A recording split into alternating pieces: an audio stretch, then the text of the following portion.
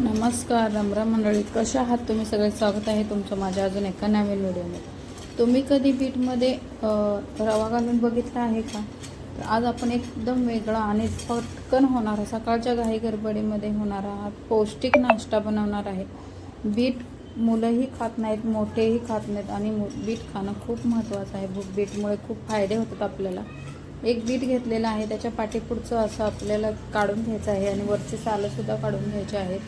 अशी पद्धतीने तुम्ही जसं व्हिडिओमध्ये दाखवलं ना त्या पद्धतीमध्ये बीटचा नाश्ता आहे ना एकदम पौष्टिक आणि मस्त होणार, एकदम झटपट आणि चटपटीत होतं.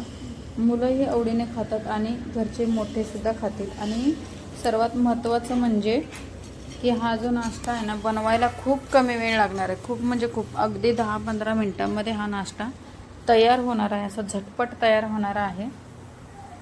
बघा, बीटचे असे बारीक बारीक फोडी करून घेतलेले आहेत छान अशा. बीट खूप शरीरासाठी चांगलं असतं आणि आपल्या मुलांनासुद्धा दिलं पाहिजे, पण मुलं अशी आवडीने खात नाहीत. मग असं काहीतरी बनवायचं जेणेकरून मुलंही खातील आणि घरचेसुद्धा खातील आवडीने. तर एका मिक्सरच्या भांड्यामध्ये घेतलेला आहे. आता ह्याच्यामध्ये 2 चमचे रवा घातलेला आहे. मस्त रव्याने छान असे चव येते आणि पौष्टिकपणा येते. त्याच्यामुळे रव्यात दही घातलेलं आहे. दही तुम्ही फ्रेश किंवा विकतचं घेऊ शकता. इथे त्याच चमच्याने 2 चमचे तांदळाचं पीठ घातलेलं आहे. आता मिरची तर तिखटप्रमाणे तुम्ही कमी जास्त करू शकता, एखादी एक्स्ट्रा घेऊ शकता, तिखट कसं खातात त्याचं. 2 लसणाच्या पाकळ्या, अद्रक घातलेला आहे. एक वेगळी अशी चव येते, छान आहे. थोडंसं जिरं घातलेलं आहे, एक अर्धा चमचा होईल इतकं चवीपुरतं. थोडंसं मीठ घालून घ्यायचं, जास्तीची कोथिंबीर घालायची आणि मस्त याची आपल्याला एकदम मस्त अशी पेस्ट करून घ्यायची. यावरून तुम्हाला समजलंच असेल आपण हा बीटचा कोणता पदार्थ आज बनवणार आहे. तर चला, पाणी थोडं घालायचं. जर सुरुवातीला पाणी जास्त घातलं तर पातळ होऊ शकतं. पातळ झालं तरी काही टेन्शन घ्यायचं नाही. याच्यात तुम्ही तांदळाचं थोडंसं पीठ ॲड करू शकता पातळ झालं तर, आणि जास्तचं दाटसर झालं तर पाणी ॲड करू शकता. अशा पद्धतीमध्ये हे बॅटर आहे बघा तयार करायचं. आता हे बॅटर आहे ना, रवा घातल्यामुळे आपल्याला एक 10 मिनटं किंवा 5 मिनटं तरी, कमीत कमी 5 मिनटं तरी बाजूला ठेवून द्यायचं, जेणेकरून आहे ना हा रवा फुलेल आणि छान असे आपल्या डोश्याला चव येईल. म्हणजेच आपण आज बीटपासून डोसा बनवणार आहोत. मागच्या व्हिडिओमध्ये काकडीपासून जो बनवला ना तो खूप छान आणि मस्त प्रतिसादसुद्धा आला तुमचा. त्यामुळे आता 5 मिनटं झाल्याच्या नंतर किंवा 10 मिनटं झाल्याच्या नंतर इनो घ्यायचा किंवा सोडा घ्यायचा. इथे मी सोड्याचा वापर केला, तुम्ही इनोसुद्धा इथे वापरू शकता. इनो घातल्यानंतर फेटाळून घ्यायचं जास्तीचं असं, आणि ह्याची पाण्याची अजिबात गरज लागलेली नाही. जितकं आपण सुरुवातीला घातलं होतं तितकंच पाणी, जास्त पाण्याची आपल्याला गरज लागलेली नाही. सोडा घालण्यापूर्वी तवा ठेवला होता, तर नॉनस्टिकचा आहे, त्याच्यामुळे एकदाच तेल लावायचं. प्रत्येक ह्याला तेल लावायची गरज बसत नाही आहे, आणि म्हणून त्याच्यामुळे असं मस्त पळी घ्यायची, हलवायचं बॅटर आणि पळीने बॅटर सोडून द्यायचं. जास्तीचं हे बॅटर पसरवायचं सुद्धा नाही. जास्त पसरवलं तर मग जाळी अशी पडणार नाही. जर तुम्हाला पसरवून मोठा करायचा असेल तर तुम्ही तसंसुद्धा करू शकता, पण मी आता इथे छोटेच करणार आहे. ह्याला लगेच पलटायला जायचं नाही. 2 मिनटे आहे ना अशीच वाफ काढून घ्यायची. थोडंसं काहीतरी असं ह्याच्यावरती असं झाकून ठेवायचं, म्हणजेच की याची वाफ निघेल आणि छान असा न चिकटता न तुटता आपला हा डोसा तयार होईल. आता तुम्ही ह्याला तुमच्या आवडीनुसार नाव देऊ शकता, पण याला डोसा किती मस्त, किती छान असे जाळी पडलेले बघा. बीट डोसासुद्धा तुम्ही ह्याचं नाव देऊ शकता, बीट डोसा म्हणू शकता.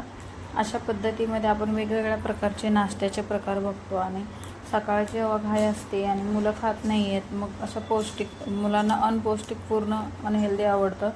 त्यामुळे आपण असं काहीतरी करायचं जेणेकरून मुलंही खातील, घरचेही खातील आणि आपल्यालाही छान बरं वाटेल. असं काहीतरी बनवायचं, पटकन होणारं. तर नक्की एकदा ही रेसिपी ट्राय करा. आणि बघा, दुसरासुद्धा हा असाच पद्धतीमध्ये डोसा टाकून घेतला. आता दुसरा ज्यावेळेस मी टाकत होते त्यावेळेस तेल वगैरे अजिबात त्याचा वापर केलेला नाही, असंच केलं. आणि याला ज्यावेळेस आपण डोसाचं बॅटर टाकतो ना त्यावेळेस गॅसची फ्लेम हाय ठेवायची, जेणेकरून अशा छान जाळ्या पडतात. आणि ज्यावेळेस आपण डोसा भाजतो किंवा शेकण्यासाठी त्याला वाफ काढण्यासाठी घेतो त्यावेळेस गॅसची फ्लेम थोडी लो करायची, म्हणजेच की व्यवस्थित पटकन असा हा डोसा आतून बाहेरून मस्त छान असा भाजला जातो. तुम्ही बघू शकता मस्त किती जाळी पडलेली आहे. आणि यानंतर दुसऱ्या बाजूने सुद्धा आपल्याला झाकण ठेवायचं आणि मस्त हा डोसा जसाच्या तसा शेकून घ्यायचा, जसा की आपण पहिला घेतला ना त्याच पद्धतीमध्ये घेतला. तर तुम्ही माझे व्हिडिओ कुठून बघता कमेंटमध्ये नक्की सांगा. चॅनलवर नवीन असेल तर लाईक, शेअर आणि सबस्क्राईब करायला अजिबात विसरू नका. नवीन नवीन रेसिपीसोबत ही डोसा तुम्ही चटणीबरोबर खाऊ शकता, दह्याबरोबर खाऊ शकता, सॉसबरोबरसुद्धा मुलांना देऊ शकता. मुलांना सॉस खूप आवडतं आणि ह्या चवीलासुद्धा डोसा छान लागतो. पीठ डोसा मस्त.